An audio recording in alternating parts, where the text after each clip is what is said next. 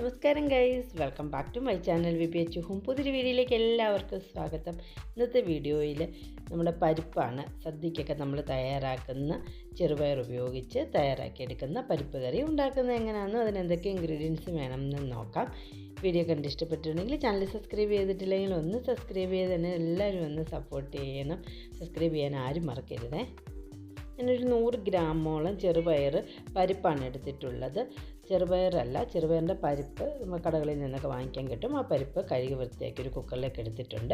ഇതിലേക്ക് ഒരു 1/4 ടീസ്പൂൺ മഞ്ഞൾപ്പൊടിയും 1/2 ടീസ്പൂൺ ഉപ്പും 1 കപ്പ് വെള്ളം ഒഴിച്ച് കൊടുക്കുന്നുണ്ട്. എന്നിട്ട് കുക്കറിൻ്റെ അടപ്പ് വെച്ച് അടച്ച് ഒരു 3 മുതൽ 4 വിസിൽ മതിയാവും.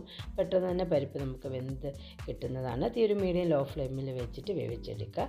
ആ സമയം കൊണ്ട് നമുക്കതിന് അരപ്പ് തയ്യാറാക്കാനായിട്ട് ഒരു 3/4 കപ്പോളം തേങ്ങ തിരുമ്മിയെടുക്കുന്നുണ്ട്. ഇതിലേക്ക് 3 അല്ലി വെളുത്തുള്ളിയും ഒരു 2 നുള്ള് മഞ്ഞൾപ്പൊടിയും ഇട്ട് കൊടുത്ത് കുറച്ച് വെള്ളം ഒഴിച്ച് കൊടുത്ത് നല്ലതുപോലെ നല്ല സ്മൂത്ത് പേസ്റ്റായിട്ട് അരച്ചെടുത്ത് വെക്കണം.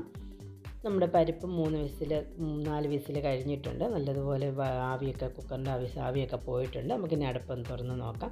നല്ലതുപോലെ വെന്ത് കിട്ടിയിട്ടുണ്ട്. ഇത് ചെറുതായിട്ട് തവി വെച്ചിട്ട് ഒന്ന് മിക്സ് ചെയ്ത് കൊടുക്കുക. ഈ ഒരു പരുവത്തിൽ നമുക്ക് പരിപ്പ് വേവിച്ചെടുക്കേണ്ടതാണ്. ഇതിലേക്ക് നമ്മൾ അരച്ചെടുത്ത് വെച്ചിട്ടുള്ള തേങ്ങയുടെ പേസ്റ്റ് കൂടെ ചേർത്ത് കൊടുക്കുക.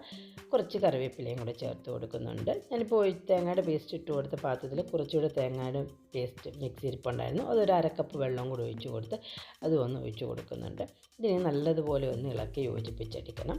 അങ്ങനെ ഒന്ന് ഇളക്കി യോജിപ്പിച്ചതിന് ശേഷം നമ്മൾ ടേസ്റ്റിന് ആവശ്യമായിട്ട് ഒരു 3/4 ടീസ്പൂൺ ഉപ്പും കൂടെ ചേർത്ത് കൊടുക്കുക. നമ്മൾ പരിപ്പ് വേവിച്ചപ്പോൾ 1/2 ടീസ്പൂൺ ഉപ്പ് ചേർത്തിട്ടുണ്ടായിരുന്നു.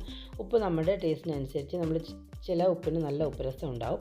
അതിനനുസരിച്ച് ഉപ്പ് ടേസ്റ്റ് നോക്കിയതിന് ശേഷം മാത്രം ചേർത്ത് കൊടുക്കുക.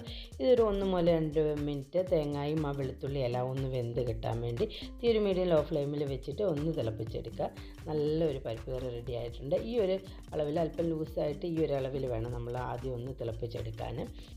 നല്ലതുപോലെ തേങ്ങയൊക്കെ ഒന്ന് തിളപ്പിച്ചെടുത്തതിന് ശേഷം ഇതിലേക്ക് 1 ടേബിൾ സ്പൂൺ വെളിച്ചെണ്ണ ചേർത്ത് കൊടുക്കുക. ശേഷം നല്ലതുപോലെ ഒന്ന് മിക്സ് ചെയ്തെടുക്കുക. നല്ലൊരു പരിപ്പ് കറി റെഡി ആയിട്ടുണ്ട്.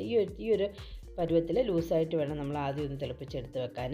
ശേഷം ഇതിൻ്റെ ചൂടൊക്കെ ഒന്ന് മാറി ഒന്ന് ആറിക്കെട്ടി കഴിയുമ്പോൾ പരിപ്പ് കുറച്ചുകൂടെ തിക്കായി കിട്ടുന്നതാണ്.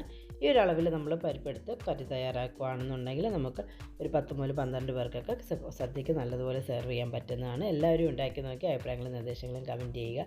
പുതിയ നല്ല നല്ല വിഭവങ്ങളുമായിട്ട് കാണുന്ന number. Bye guys. Thank you for watching my video.